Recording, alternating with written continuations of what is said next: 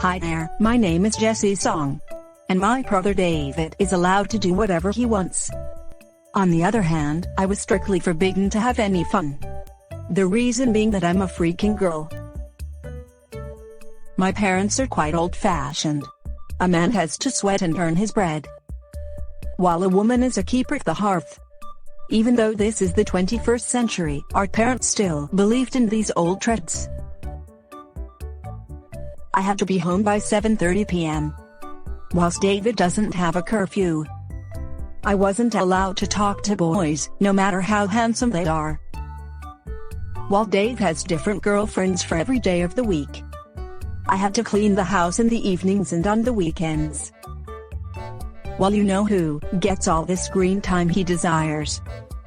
One time, we were playing the latest Xbox One video game together. This is our way of bonding as siblings. But just then, Mom saw the mess on the table. But it was obviously from David after he finished eating. Jessica Song, clean up this mess, immediately. But Mom, this is all David's doing. Don't argue with me. You know the rules, David makes a mess, equals Jessie cleans it up. Besides, David is a man, and a man doesn't pick up behind themselves. That's what women are for. Her statement shocked me to my very core.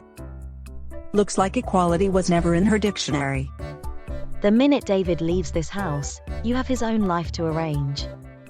And as for you, you'll get to stay here and help me with all the chores. And by helping me around the house, I meant doing all the work for me. So what's the use of you getting an education? Once you get married, your husband will provide for you, no problem. What the duck is this woman's problem? It feels like I'm having a convo with a person who is stuck in the medieval times. And I felt like a prisoner, trapped in her dungeon. But I have the perfect plan for me to get the hell out of here for good. I started studying like never before. And even in my free time, I spent my days in the library. And it all paid off, because the teachers praised me for all the A's I have earned. In fact, they think that I'll enter the best of universities. When my dad and brother realized my newfound capability, they praised me as well.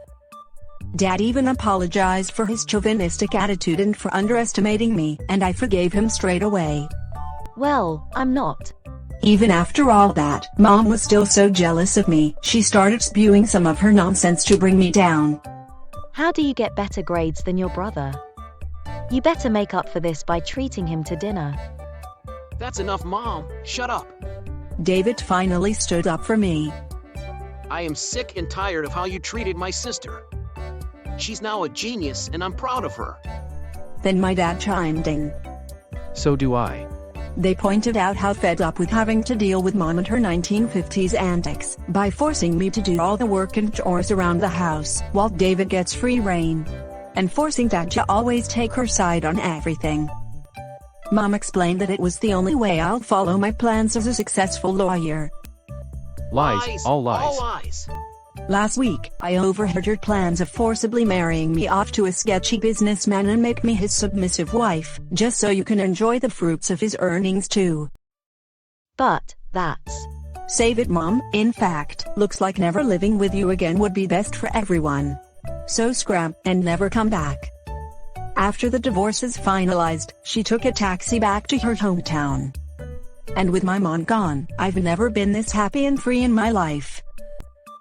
Today, I'm one of the best lawyers in the country. My specialty is the defending equal rights of men and women. I often visit my dad and brother, and we give each other updates on everything that's going on in our lives. And I enjoyed every second of it. You know, Davy, anyone can stay at a stove, but it's not necessarily a woman's job. Well, obviously.